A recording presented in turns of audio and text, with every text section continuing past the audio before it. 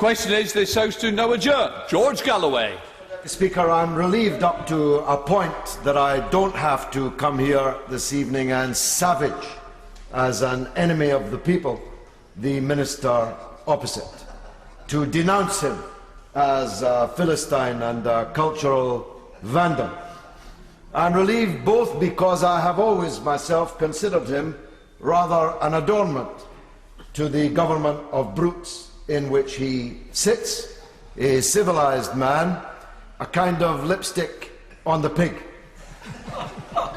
But the second reason that I'm relieved is because in a meeting that he graciously gave my colleagues and I just a day or two ago, up to a point he rather shot my fox, because there I was with my parliamentary colleagues.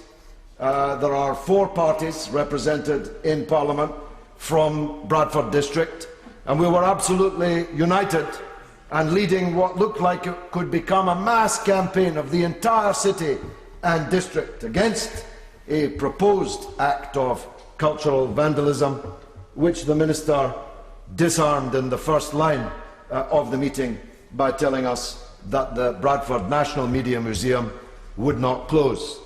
And we're grateful to him for that, though he'll forgive us if we want to look the gift horse a little closer in the mouth, because there are more ways, of course, of closing somewhere than simply locking its doors.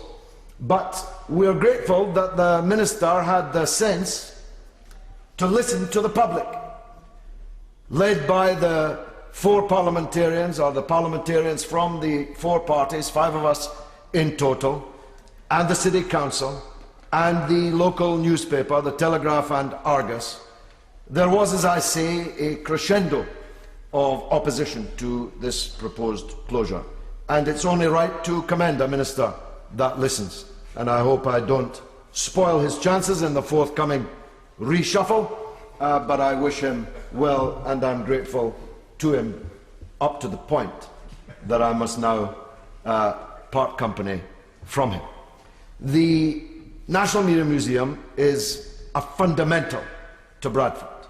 It's a national treasure, but it's absolutely fundamental to Bradford, a city with a sea of troubles, with mass unemployment, mass poverty, mass child poverty, record infant mortality rates, record deaths in hospitals, and so on. It is a place with so many problems that it could not afford another.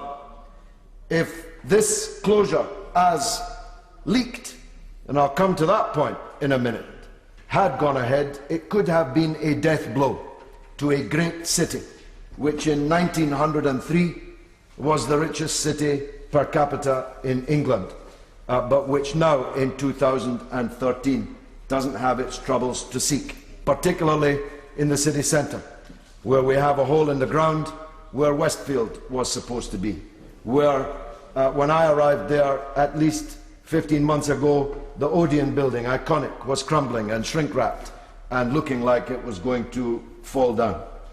And if the National Media Museum had closed on the back of this desertification of the city centre, it could have been a death blow.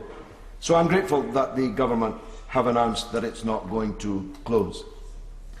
And that, in part, is because the public expenditure cuts in this age of austerity, which the government are imposing on the country, have turned out, in the case of this department at least, not to be as severe as planned. 10%, we're told in authoritative media briefings, has been reduced to 5%. But as the late and lamented trade union leader Alan Fisher once said, 5% of bugger all is bugger all, and 5% of a very shrunken budget is going to be a serious blow nonetheless. And so my first question to the Minister, which I hope he will address, is this. The museum's not going to close, wonderful. But what's going to happen to the capital programme? What's going to happen to the capital expenditure on the building? Is the building to be not closed but allowed to crumble?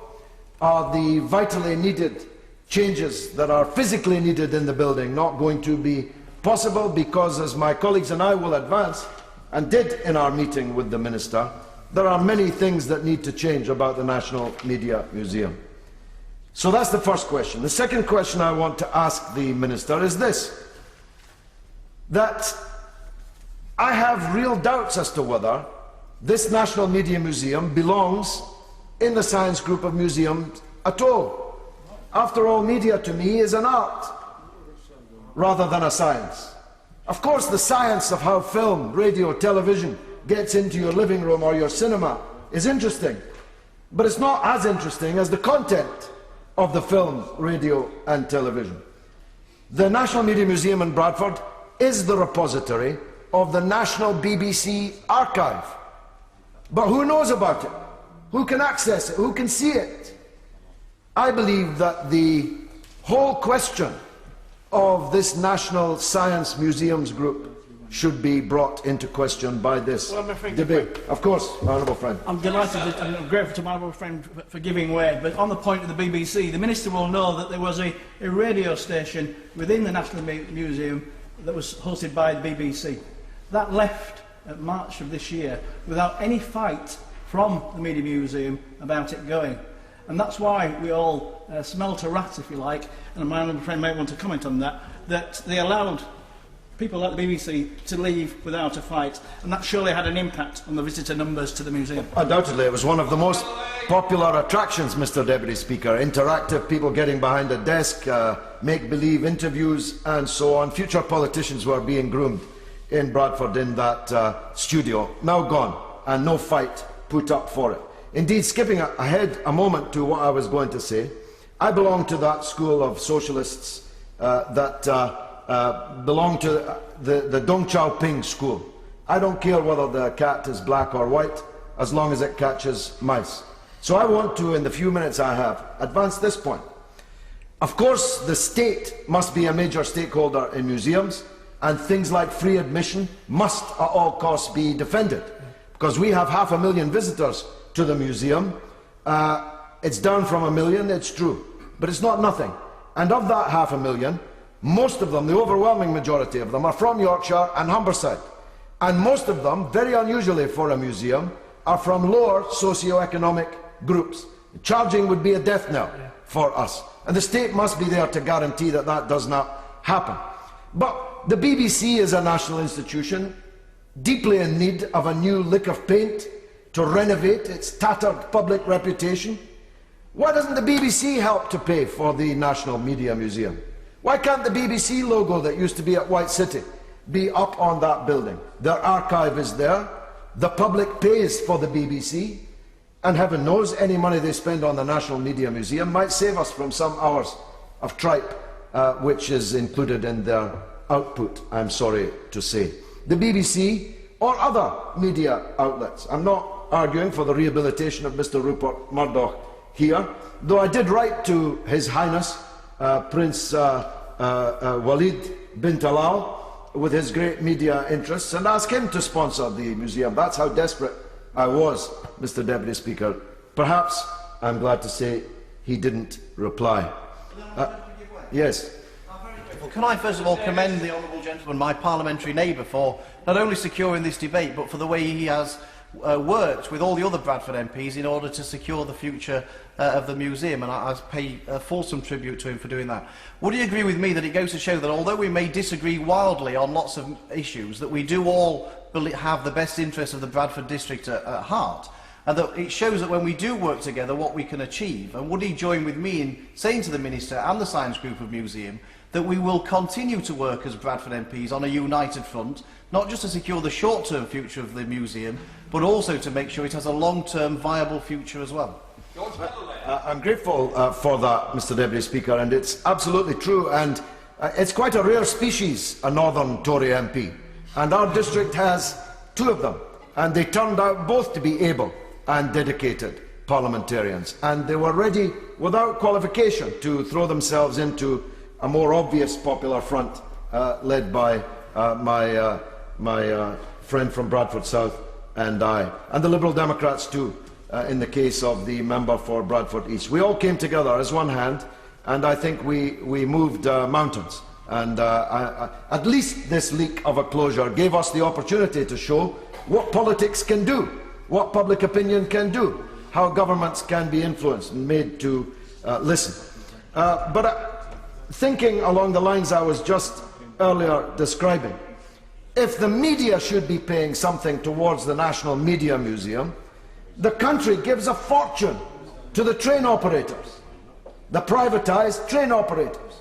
Why can't we force them to help my other honourable friend from York to make sure that the future of the National Railway Museum in York is secured? Not just kept open. This is a point we're all keen to make. Keeping something open and letting it crumble and die is no use. These are national treasures. If our country can strut around the world at the G8 and the G20 when we're not bugging people, telling them how, I'm sorry, there's a D notice on that, telling them how important a country we are, then we can certainly pay for the upkeep of these national treasures. Equally, the Museum of Science and Industry in Manchester, which I visited a week or so ago, is another national treasure. Imagine the idea of Manchester, the workshop of the world, having its Museum of Industry closed. But why isn't industry helping to pay for that museum? After all, it's a showcase of British industry. Indeed, why is it in the Minister's Department at all? The museum in Manchester could more, I think, satisfactorily fit into the Department of Business, or what used to be Trade and Industry, thus relieving the pressure on the department in making the investment that's necessary in our museum. I believe, some may say, what's in a name? But why is our museum called the National Media Museum? Indeed, in the age of Leveson, the word media doesn't have immediately attractive connotations. Why shouldn't we call it the National Museum of Film, Radio and Television? Then it would do what it says on the tin. And everybody loves film, radio and television. And moreover, with the archive there, there's no reason why we couldn't fill that museum every afternoon, showing some of the jewels in the crown of the BBC National Archive. I'm glad to. May I also express my gratitude to the honourable member from Bradford West for initiating this debate. A little earlier you referred to the leaking of the state of the group as a whole, but the Media Museum in particular, and I'm particularly annoyed about that, being in that we should have to rely on a leak rather than a more mature approach, which would have been to have involved at a much earlier stage the MPs. A number of suggestions have already been put forward tonight by the honourable member from Bradford West, but I believe collectively we could have worked much harder, much sooner, and all the hysteria and indeed the huge anxiety which was created across the Bradford district could possibly have been avoided. Did so, and the honourable member was right to be cross about that in the meeting that we had. Although, being a glass half full man, I saw it as having given us an opportunity to shine. But the honourable member is absolutely right. And this brings me to perhaps the only discordant note I intend to make. The Minister must listen to this, please. The performance of the leadership of the Science Museums group has been sadly lacking in this affair. Indeed, we had the spectacle of the leadership of the group rubbishing the performance of museums under their own purview, apparently oblivious to the obvious fact that if these museums were underperforming, they themselves were being paid rather a lot of public money to preside over their underperformance. And I must say to the Minister, I don't normally attack public servants who have difficulty, of course, responding, but I was not impressed before our meeting this week by the leadership of the museums group. I was less impressed after the meeting. And I think that there's a serious question mark. I'm not actually that confident about leaving the fate of the National Media Museum in Bradford in the hands of that leadership of that group. Both because of the point my honourable friend from Bradford East has made, that it's obvious that they leaked the potential closure of one or more of these three museums, which makes their position now, negotiating in public, very much more difficult. And when the Minister said in that first sentence, the museum in Bradford will not close, I could sense that sinking feeling on the part of the officials as he shot their fox, just as, in a way, he shot mine, having applied for this debate. So I believe the Minister. I agree with Nick, as they used to say, or in this case, Ed. It's all very well, these panjandrams of the culture industry, sitting in London, in the V&A, deciding which parts of their northern chess pieces they can dispose of. But it's ministers that must decide. It's Parliament to whom the ministers are accountable, and democracy to whom we are all accountable, that really count. I'm very grateful, Deputy Speaker, for the chance to respond to this important debate, and may I congratulate the